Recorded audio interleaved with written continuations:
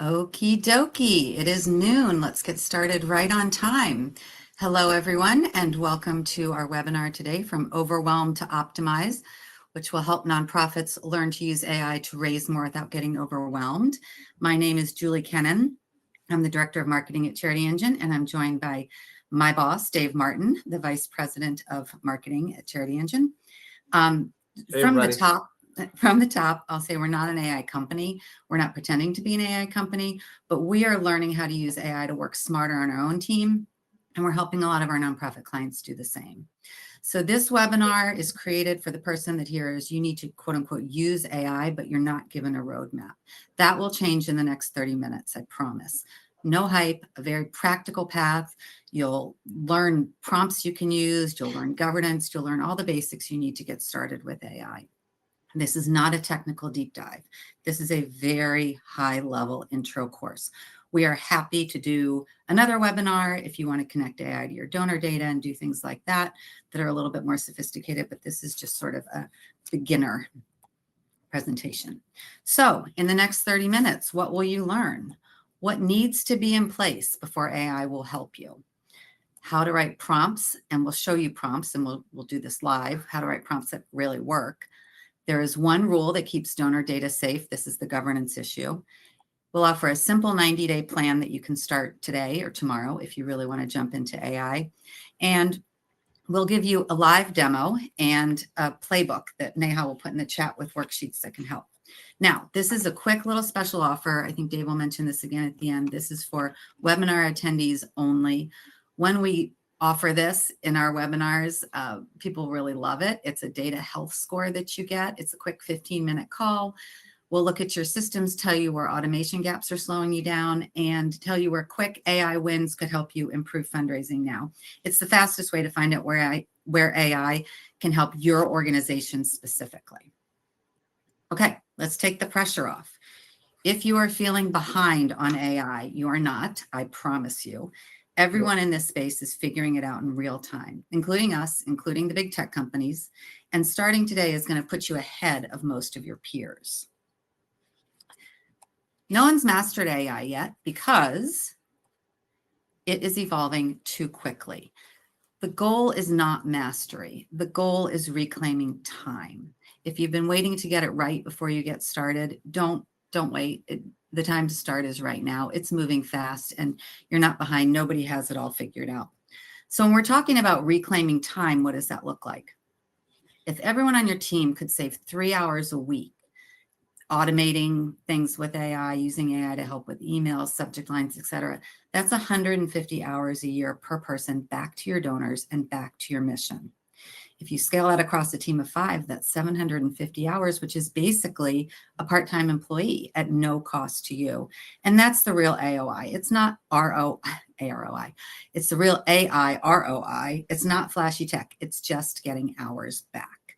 And everything we're covering today is going to help you do that. So here's the question. Where do you start? Right before we answer it, we want to talk about why it matters, because donor expectations have already shifted. Your donors are being shaped by AI, even if they don't know it yet. They expect personalization. Everything they see today is shaped by personalized AI, whether that's Amazon, DoorDash, Uber, Netflix. When your communications feel generic, it'll register. They might not be able to name why, but they're very used to, oh, Julie, you liked watching Succession. I think you would like this. I'm used to seeing that. And if I get an email that doesn't call me by name, doesn't talk about something personal, it just kind of feels weird. And your donors are not comparing you to other nonprofits. They're comparing you to every digital experience they've ever had. So you're being compared to all of these. When you are slow, when your signals are slow, your website is slow, your emails are slow, they're very generic, it signals you don't know me. You don't know anything about me. When everything is fast, when your responses are very quickly, when they're automated, when they're personalized, you feel trustworthy. So a slow generic thank you isn't just forgettable. It's going to erode trust. They want to feel like you are on it, you know them, and you are responding to them every time they reach out to you. Now, this is interesting. Half of all nonprofits use AI in some way or are trying to use AI in some way, but 3/4 have no strategy behind it. The gap is the opportunity where you can jump in and start using it. If you walk out of this webinar with a plan, you are already ahead of most of your peers, and that's why we're here. Now, a little jump ahead. Eventually, you're going to want to use AI on your donor data. You're going to want to identify lapsed donors. You're going to want to identify major gift prospects before you can find them. And there are a couple of things that have to be in place before AI can work effectively for you. So as you're getting started with AI, I want to show you this one important point. AI will amplify what you already have. If your foundation is shaky, it's going to magnify the chaos. If you have disconnected data, if your info lives in 3 places, AI is going to send 3 emails to the same person. It's just going to do it faster. If your donor journeys are unclear, your $25 first-time donor is going to get the same email as your $5,000 major gift prospect, only faster. And incomplete records. Dear John could go to somebody whose name is Jennifer. AI is not going to fix your dirty data. It's just going to scale the problem. So as you grow into AI, you'll want it identifying these things like lapsed donors, as I mentioned, and you have to clean your data first. So just over the next couple of months, start to think about how you can clean your data and get it in order for AI to use it effectively. Okay, so this is where most nonprofits get stuck. You know, the foundation matters. It feels way too big to fix. And I'm here to tell you, you don't have to fix everything before you start. Start really small, see results, and build momentum. So I'm going to show you 4 things you can do this week that are really easy. 1, rewrite emails. Paste a 100-word thank you email that you've sent into ChatGPT or Claude or any of these programs. Ask it to be warmer and more specific, and then compare the 2. That'll take you 30 seconds. Don't agonize over which subject line is going to be perfect for an email. Ask AI to generate 5 of them and pick the best one. It'll take you less than a minute. Build a welcome sequence. Do a 30-day new donor series with a single prompt. Now, this will give you the structure. You'll obviously want to go in and edit it and make it more personal, but you'll get the structure very quickly. And optimize your donation page. Take your donation page exactly as it is, put it in ChatGPT and say, where's the friction? This is not new software. This is not using your donor data. This is just using what you've already got and optimizing it with AI. Now, let's look at what this looks like. Thank you for your support. You're making a difference. It's 9 words, generic, skimmed it in 3 seconds. It's very forgettable. Every nonprofit sends an email like this. It's some version of a generic email, and that's the problem. After you ask AI to take a look at this. It's specific. It's harder to ignore. We name the program. It's Full Plates Friday. We mention the exact gift they gave us. It's $75. We create an image in their head. There's a student going home with a bag of meals because of you. We showed the scale of what we do, 1,200 kids every week. And then at the end, we dropped in a small monthly ask that's very gentle. If I give AI those specifics, and this is exactly what Dave's going to show you in about 5 minutes, if you give AI specific information, it will give you the results that you want. It'll just be a little bit more polished and more effective. And this is what's changed. The second one was specific, personal, and immediate. That's what AI does when you give it the right inputs. Now, why do most prompts fail? Well, if you say, write a nice donor email, AI is saying, well, what's the tone you want? What are you asking them for? What donors are you talking to? That's really vague. It's just going to produce kind of generic garbage. If you add structure, you're going to get better output. AI will guess. It will use everything that you give it, and where there's a blank, it's just going to guess. So when you add structure, you're going to get better output. Specific inputs like your audience, your tone, your constraints, like don't use the words, giving opportunity. They'll drive more specific results. And here are 2 tricks that will dramatically improve what AI gives you. Start broad and then refine. Don't ever think the first output AI gives you is going to be perfect. It won't be, and that's okay. You can iterate. You can say, make it warmer, make it shorter, make it funnier, make it less corporate, and treat it like a conversation rather than a vending machine. Keep telling AI what you want, and it will keep producing something until it gets to exactly what you want to see. Another good idea is to show it what good looks like rather than telling it. Take a great email that you've written, paste it into ChatGPT and say, match this tone. It'll sound exactly like you. And tell AI again what not to do. Don't use exclamation points. Don't use em dashes. Don't use the word actually because it loves the word actually. And just give it examples until it matches what you want. Now, this is a big, big question. Is donor data safe when you're using AI? If you open ChatGPT, is all of your donor data going to flow into it? Here's the clear answer. These are the things that you do not put into AI. Donor names, email addresses, giving amounts tied to a real person, personal notes from your CRM like Bob's birthday is Tuesday, payment or credit card data. And this is the number one rule that we talked about in the beginning. If you wouldn't be comfortable putting something on your website, do not put it into AI. What's fine to use? Mission and program descriptions, anything that's publicly available, totally fine to use. Draft copy that you want to improve. Anonymous stats, like we serve 1,200 kids weekly. And meeting notes with names removed. One note, Dave was asking me about this the other day and we were talking about it. If you use a paid Claude account, does that mean that your donor data, your data is safer than a free account? And the answer in Claude, at least, is no. Claude trains itself on chats. If you have a paid team account, it does not train itself on chats. So what you could do as a nonprofit team is create a paid Claude team account, and then it would be safer.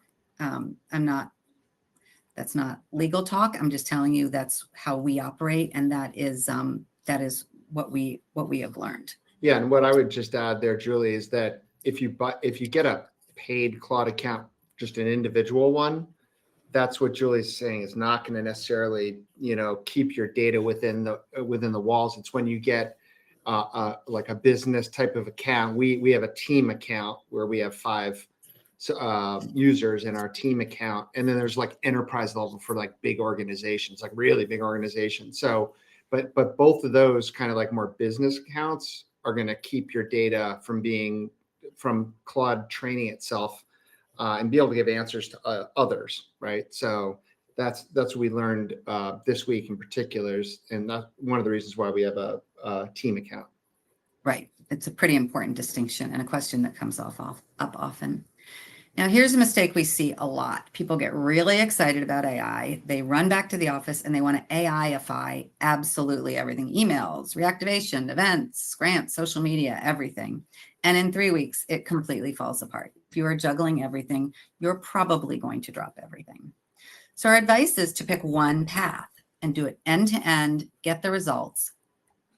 A new donor welcome is a really easy first pick. It's self-contained. There's a clear goal. You get your results quickly. Oh, sorry, whoops. An upgrade to monthly giving is another good one, and lapsed donor re-engagement is another one. Start with one, finish it, try the next one. What this does, it gives you a quick win. You use it, you realize it works. The second one's a little bit easier, a little bit faster. And your board is like, whoa, you guys are rocking it with this AI. Keep it up. That helps too. Then this is how you go from trying AI to using AI. A lot of nonprofits get stuck in trying. They dabble, they experiment, they never really move forward. Here's how you actually use it with a plan. Month 1, dedupe your CRM records, at least maybe the past 2 years. Write a 1-page internal AI policy, what's okay, what's not. Get 2 or 3 core prompts and train your staff on them. Go into the different Chat GPT, AI, Claude, Perplexity, all of the different free engines, put that prompt in and see what it's spitting back out at you. When you really find the exact prompt that works, keep that and give it to your team. And then identify one donor journey that you want to rebuild. In month 2, build that donor journey. Have 2 different subject lines that ChatGPT or Claude gives you and send those emails to different audiences. See which one, where do you get more donations? Where do you get more conversions? I'm such a big fan of this. If you all get my weekly newsletter, I talked about this yesterday. Use AI to audit your donation form. It will quickly tell you have too many fields. You need a monthly giving option. Get rid of your video. That word's running off the page. Whatever it is, it will give you good feedback. And you guys can change that like within an hour. You could optimize your donation form. And then finally, scale. Add your second donor journey. Now it's easier. Launch a monthly giving upgrade sequence. Recurring revenue, of course, we know is the gift that keeps giving. I never stop talking about that. So enroll your ChatGPT, get them to help you. And build a simple dashboard. You want to show results. It's really important. This is a 90-day plan, no consultant, no bigger budget, just get started. Okay, now Dave, I think you're up. Awesome. All right, good. That was good timing, Julie. And great, like setting the stage here. I'm just reminding you guys, this cool offer that we do is it's a free fundraising data health check. So we'll meet with you for like 15, 20 minutes, ask you some questions, and give you a really structured output of how you can improve your data health. And that's something that's critical, obviously, when you're working with AI anyway. So anyway, 5 spots available. This last time, or this is the first time we're doing this. I can't remember. We won't bug you guys anymore with it. So, all right. So let me, I'm going to go into. You want to go through this, Dave, real quick, and then go into the demo? Oh yeah, thanks. Yeah, it helps go forward. All right. So we're going to do 3 levels of AI prompting here for nonprofit fundraising email campaigns, right? So it's just an example, and this is going to be wild and live. So we'll see what happens. I can't promise what the outputs are going to be. We're going to do level 1 was like beginner prompt. It's like a just get me started type of prompt, right? And then there's level 2, intermediate. You're giving more inputs. You're getting more control as the output. And then the advanced one, which is like you're making it as good as a professional copywriter would make the email series. So you got 3 different levels. I'm going to go through each one of these prompts and show you guys. We're going to share with you the prompts at the end. You can take them and use them. And in particular, like the second and third level, the advanced prompt has got some structure to it that you would need to edit it for your own organization. But I'm telling you, it's really cool. And I hope you guys will get it at the end. Neha's going to share it. Hold on, go back a second. Go back. Okay, sorry. There's 2 more things. One more. So they have all 3 of these prompts have the same goal. They're all writing a 3-part fundraising email series, right? So that's what we're instructing the goal to be for them. So we'll see what the outcomes look like. So, and this is the key thing that we want you guys to get out of this is quality. The quality of what comes out reflects the quality of what goes in. So the more specific you are and the more structure and the more guidance you give to the AI, the better quality you're going to get coming out of it and the less time you'll need to do any editing. That's really critical. So, and we'll repeat that as we go through the process. All right. So let me share my screen. I'm going to stop sharing. Yeah, cool. I'm going to move you guys over a screen here, pull up my prompts, and then I'm going to share. One second. I'm going to share my window over here. Okay, cool. All right. So I blew it up. I'm hoping you guys can see this real. Is this big enough? Well, I'll put some copy. We'll put the first prompt in, and then you guys can tell me if I need to blow up my screen a little bit more, but we're at like 150%. At the moment. So, all right. So again, 3 prompt levels, same goal. Everybody leaves with a prompt and garbage in, garbage out, right? So let's start with. Also, can I point out one thing real quick? Yeah. Dave is not logged in. These AI tools will remember things that you tell them so you can reference previous conversations. Yeah. If you're logged in, that actually would have been a problem here because it would have said, oh, I know you're doing a webinar today. Let's talk about that. He is not logged in. This is exactly what you would get if you just Google ChatGPT and went to it. Yeah. And that as we were doing dry runs going through this, that's what we learned. It's better to be not logged in. And by the way, we used AI to do a real a lot of this webinar, right? Whether it was the illustrations, whether it was the illustrations that you saw, the structure of it, right? Like we're using AI throughout this. So I'm curious to see what you guys think as we go through this. And I'm going to ask some questions. So let's start with the beginner prompt. I think I copied it. I'm going to go in here and paste it in. All right. So here's your first prompt. Write a 3-part email fundraising series for Bright Path Literacy. This is a fictitious organization, a nonprofit that provides after-school reading tutors and book libraries for kids in rural Appalachia. The goal is to raise $90,000 by December 31st. You're like, this is really good. Like, I'm excited to see what it's going to get out. And you can swap out BrightPath for your own organization and what the description of your organization is and what your goal might be, right? So, but I'm kind of curious, what do you guys think the output's going to look like? What will the AI have to guess? Does anybody have we'll see how many folks have any thoughts here. What do you think the AI has to guess before I hit enter? Anybody? Because I don't, Elizabeth is going to format of output. Yeah, it would need to guess your audience. Odette, 100%. That's right. Anything else?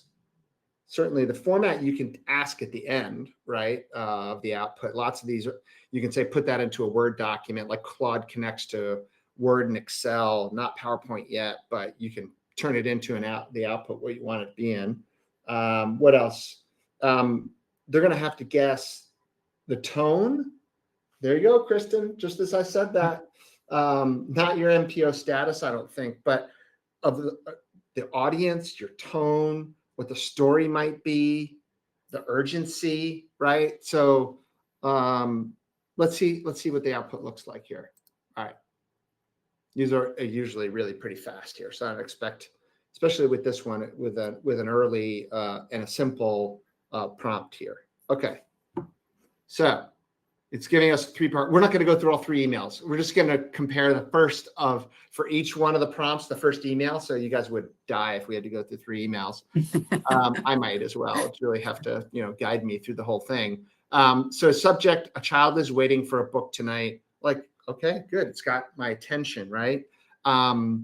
There's right now in a small town tucked into the hills of Appalachia, a child is finishing their school day without a single book to take home. No stories to get lost in, no extra help sounding out words.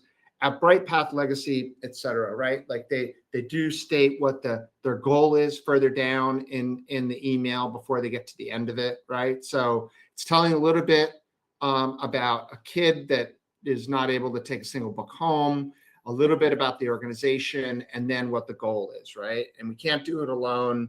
And they're asking what the gift is going to give, right? Like this is legit, right? I'm like, that's good. I could use this. I don't know why it's jumping in there. Sorry. I won't go into the next ones, but it's competent, right? Like it's a decent email. Any thoughts on what this feels like to you guys? And you don't have to jump in, but for me, there isn't really a sense of urgency. It's not very specific to BrightPath itself. It's competent, right? But it's generic. It feels a little bit generic, right? So I think Marissa was going to say, is there a need of desire for testing? I'm not sure what that means, Amy. You might. Yeah, Amy, tell us what rephrase the question, and then we can help. Yeah, it's like the AI. You got to give us more input so we can give you better output. So, oh God, that was bad already. Me with the jokes.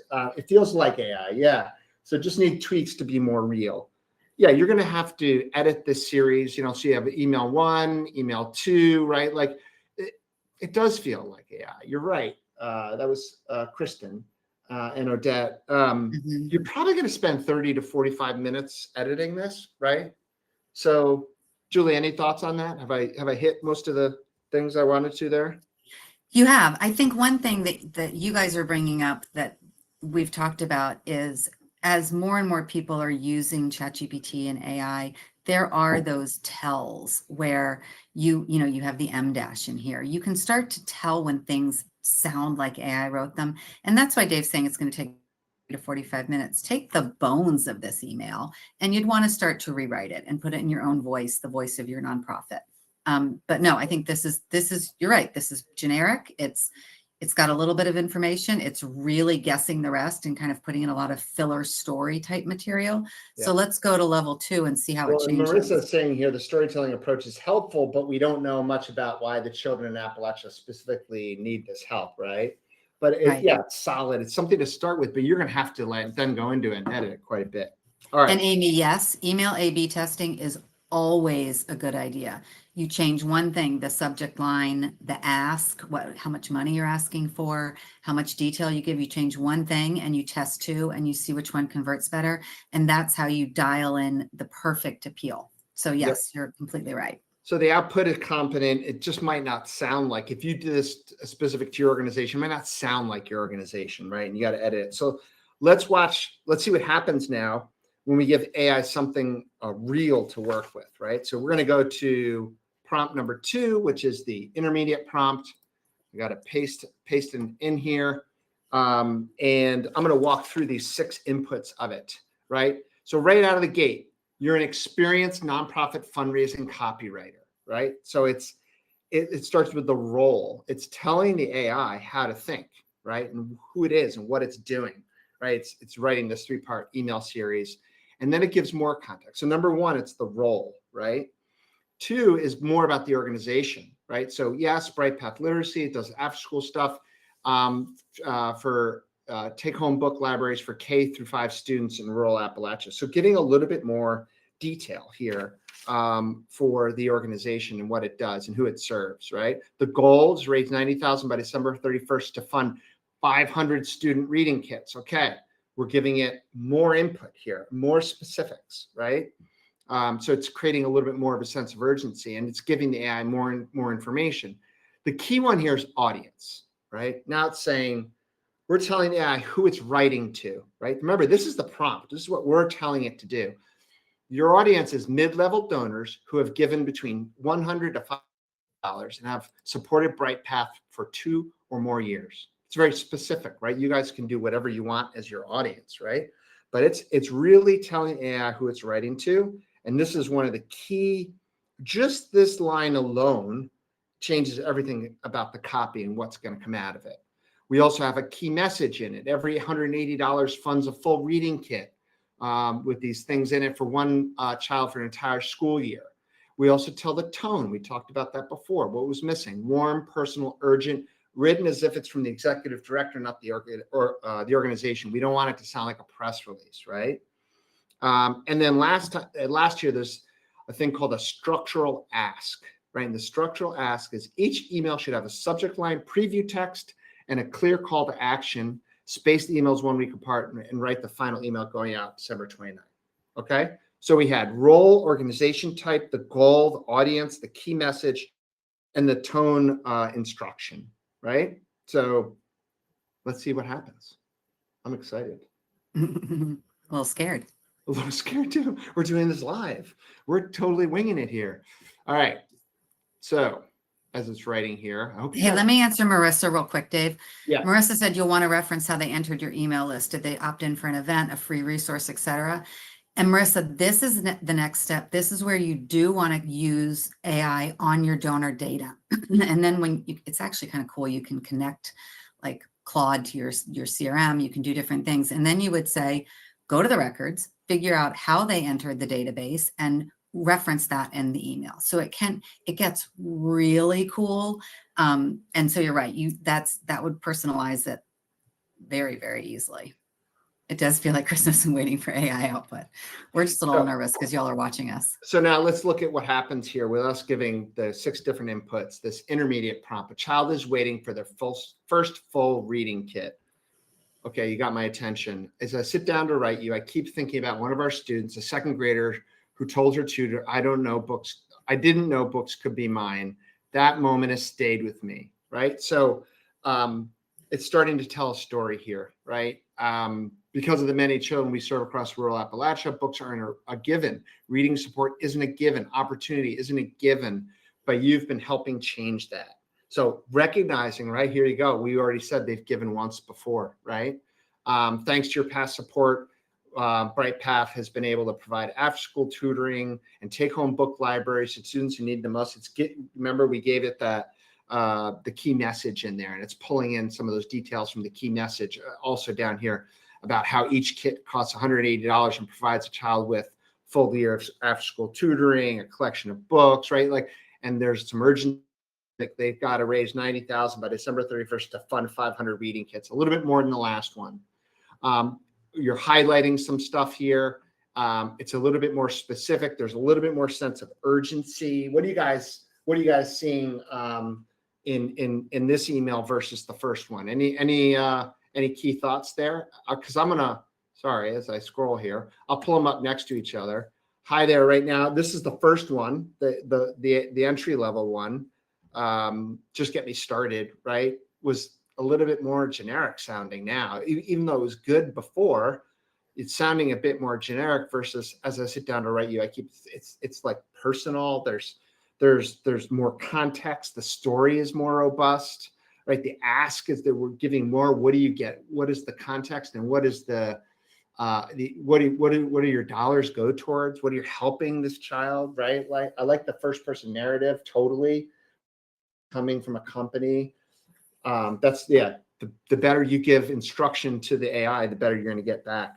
There's urgency in this. There's specifics. I think I would spend less time editing. How much time do you guys think you would spend editing this one? And obviously there's 2 other emails in the series. Just kind of curious. The first one, I felt like I was probably half an hour going through all 3 of those editing. Julie edits in like 3 seconds, but that's a little bit different. But yeah, how much editing does this one need versus what we just saw? Any thoughts? Odette's writing something. Julie, you have any thoughts on how much editing this one would Yeah, I don't think require? it would require as much. I think Marissa's exactly right. Giving it the role, then it's coming from, in the first person narrative, it's coming from the perspective of an executive director. So ChatGPT kind of nailed that. It's got the data points we gave it, the $180, the 90,000, the 500 reading kits. I don't think, the only thing that I would do if I were writing this email, the next prompt would be make it shorter. And that's what we're saying you would do. You would go back and you would refine each of these. So it's not necessarily editing it with a pen. It's refining it through the tool. You know, it's interesting. It did give us the preview text, but it gave it at the bottom, which is kind of funny. Other times when we've done this, Julie, if you remember, it gave it right below the subject up top here. And sometimes chat will give you 3 versions of a subject line to go through, and it's like different every time. So you might need to do that back and forth to hone it and get it down. But obviously, you can easily just copy and paste it. Odette here, definitely an improvement. As a donor, I would be interested, but the fact that the story in the start is fictitious bothers me, and it feels like it's made up. So Odette, you could put in a story from your perspective and say, hey, we have a kid that said XYZ, and then it's not made up. This is just this whole entire thing is made up. You could put that as part of the prompt. Exactly. Right. So, all right, let's look at level 3. We're a little bit past 30 all minutes. Right, so the edits become meaningful here. They're not corrective. And that was one of the key points that we wanted to make. I know we got to boogie along. Let me go pull prompt number 3. It's a little bit longer, so I got to copy. Dave always tells me not to talk so fast, and I always tell him to move it along, go faster. Speed it up, buddy. Okay, so let's look at this prompt. This one is low. This is going to look scary, but it's not, and you'll get it, and you'll see how you could put your own details in it. So there's a prompt summary of what it is and when to use it. So what it does and when to use it. The role here. Now the role here is you're a seasoned nonprofit fundraising strategist, right? Same as before, but now it's saying you're an expert copywriter with deep expertise in donor psychology, email campaign architecture, direct response writing, and cause-based storytelling. That was a lot to say that all at once. You have helped organizations raise millions of dollars through compelling multi-touch email campaigns, right? That, right, the role here now is much more in depth. You are, you're giving it a lot more. It's essentially learning a lot more what it needs to do, right? So, but the action plan here is the key thing, right? So the action plan, which is a key structure of this type of prompt, the action plan tells the AI to surface, to go and like learn best practices before it writes. So learn, then go teach itself. So the prompt teaches itself before it writes, which is kind of mind like blowing, right? Share your comprehensive knowledge of best practices for writing high-performing nonprofit fundraising email series, specifically what makes loyal mid-level donors open, read, and give again, right? The ideal structure for the 3-part series, emotional hook. So it goes into the structure of the series. Flag common mistakes to avoid. such as leading with organizational history instead of a child's story, or using guilt-based language that erodes the trust these donors already have with BrightPath, right?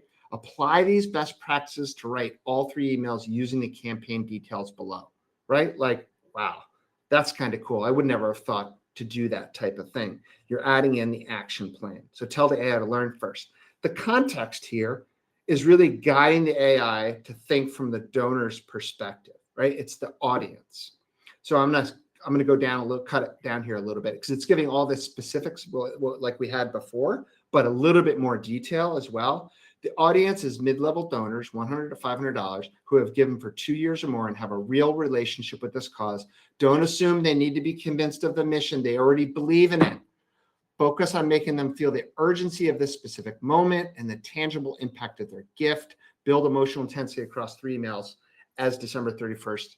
And guys, a quick trick that you could use actually on any of these is you can always say, ask me questions until you have enough information to give me the output I'm looking for. So you can literally say to ChatGPT, what else do you need to know to give me a really good answer? So that's a little trick that works great.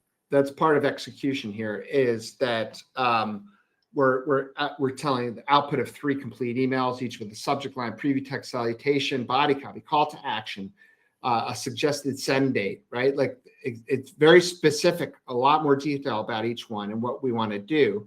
There But it is. what it's also doing here is it says success is measured by a series a fundraiser could send tomorrow with minimal effort edits. So you're telling it what success looks like, right? And ask me questions until you have enough information to successfully complete the task. We're going to see if it does it, because this is like hit or miss on this one, right? So you're basically telling AI, do you have enough information here to do this correctly? And then lastly, the suggested use case for this is directors of fundraising and development officers at literacy-focused or education nonprofits can use this to build a complete donor-tested year-end email campaign without needing an outside copywriter, right? Not needing an outside copywriter. Ready to go? I know I went on too long, but this is a long prompt, and there's a lot of specifics that we're giving, whether it's the role, the action plan, the context, the audience, how to execute on it, ask questions. Let's see what we get. Alyssa said it's so detailed. Can we get a copy? You'll get. Oh yeah, you're getting it. Yeah, Don't worry. Neha's going to give you these exact prompts that you can just put your own information in. All right, it's asking questions. What's the ED's name and tone? ED's name is the ED's name is Julie Kennon, right? And then what's her tone? Her tone is what? A little bossy. No,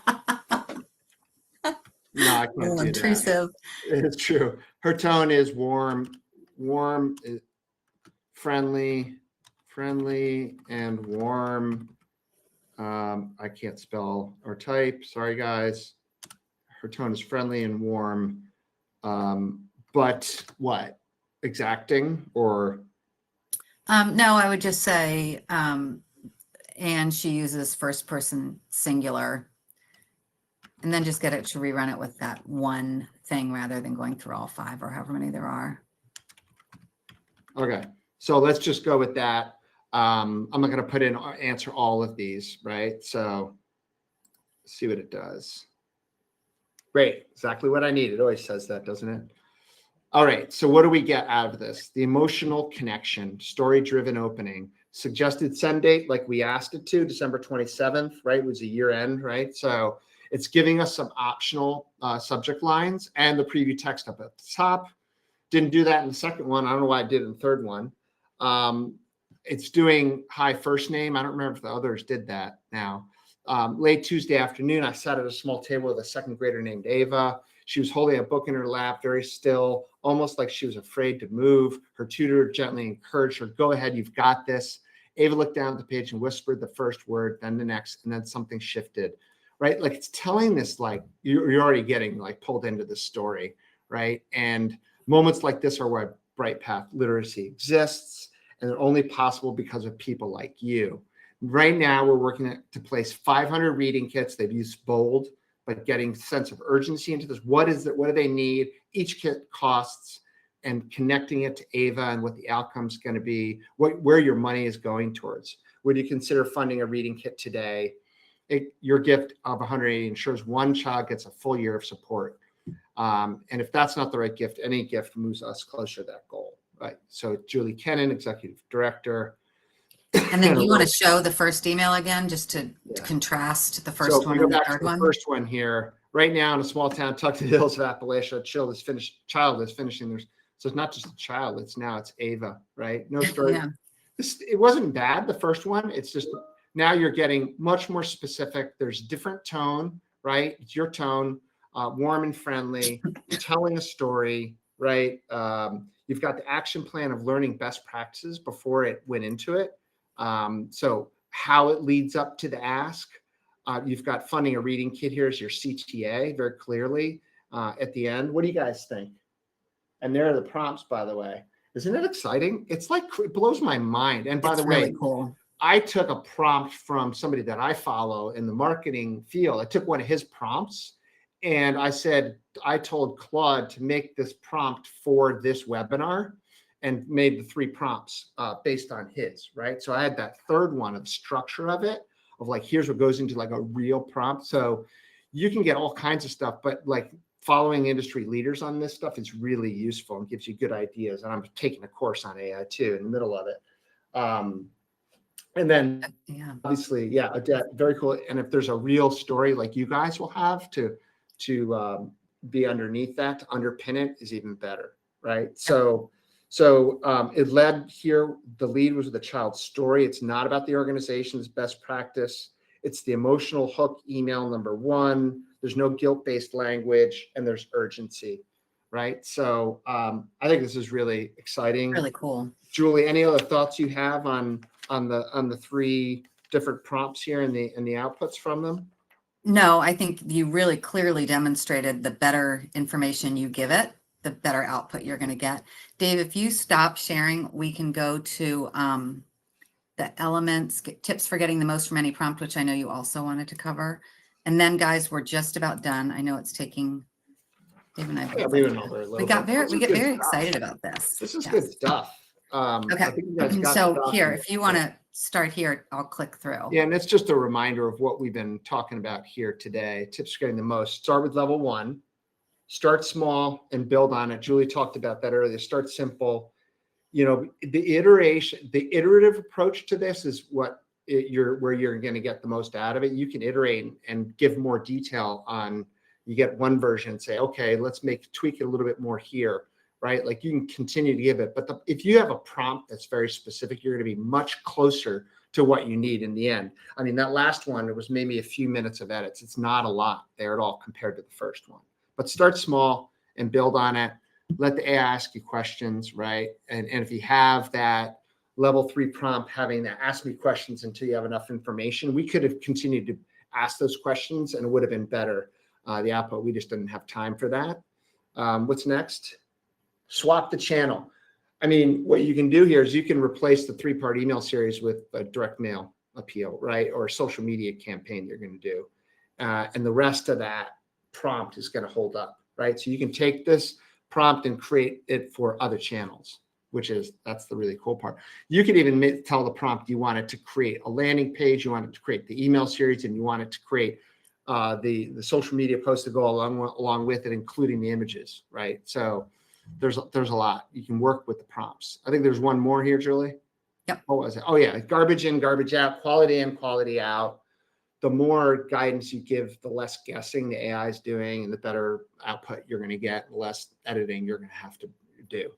But obviously you want to make it sound like it's from your ED or whoever it is from your organization. The more details you give it. We've started up one of the projects within our instance of Claude. You have these projects. I just created it today, which is an AI documentation library. So I'm putting a lot of background information up, like about our buyer persona, right? And you guys might have a donor persona and donor journey, right? Like more information you can put in there that Claude can reference and use and learn from, even better it's going to be. But that prompt is really it. So golden rules, quality in, quality out.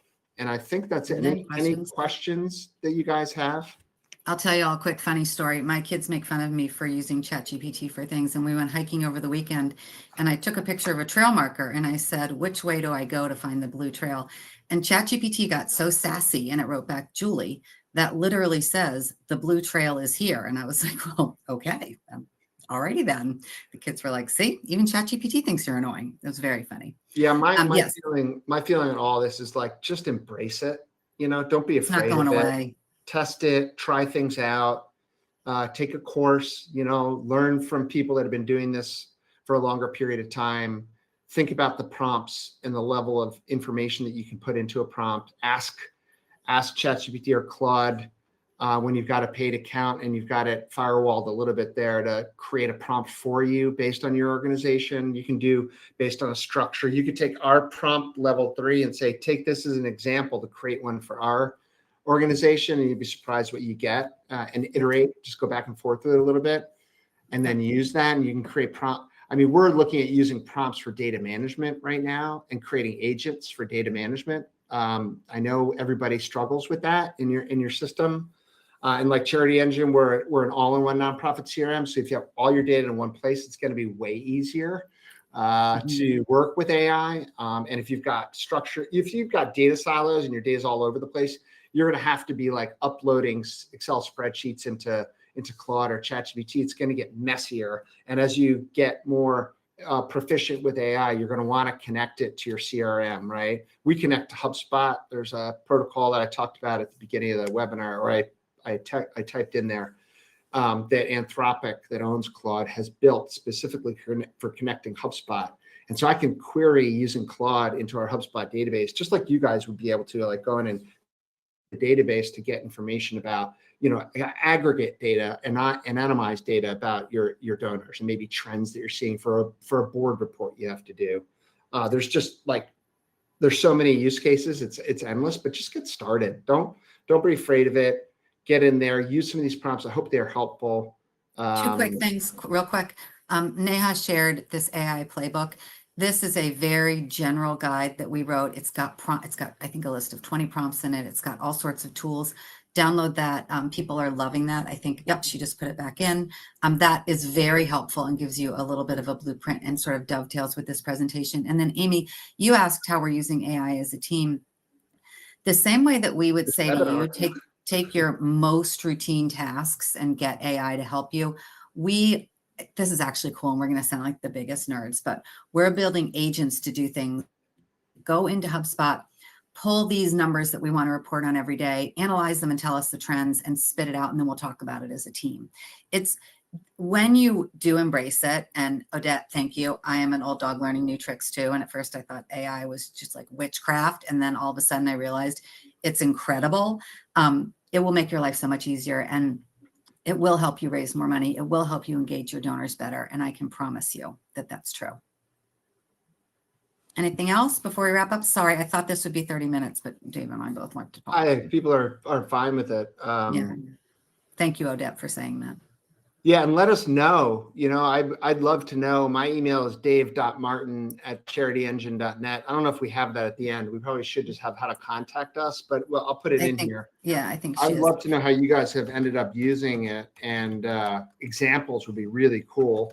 And what we're thinking about doing is turning this into more like a webinar series. So this is more of like an introductory one. We're thinking about doing one where we use AI to optimize donation forms, right? And go in and we're gonna create a prompt, right, Julie? I think that you guys would be able to use and go and ask Claude to analyze, or ChatGPT to analyze you can use the URL and just say here and have a prompt that analyzes the donation form, and you can actually have like Claude will build you a new page, by the way, and you could say, I'm just thinking out loud here right now, like if I was putting in the prompt, I would be doing, what would I do? I would think about the role, right? Like what the AI is, what its role is. It would be like, conversion rate optimization specialist that builds donation forms for, right? Like that kind of thing. The action plan, learn about donation form optimization, best practices, all this type of stuff before you then start to build it out. I mean, there's just some cool stuff that we're going to do as a next step here that I'm just babbling, thinking out loud here. But let us know what you guys use the prompt for, if you have success with it, and any other further inputs. We'd love it. Yep. And if you want that data health check, do that, because it's a really quick way to figure out how you can use AI immediately.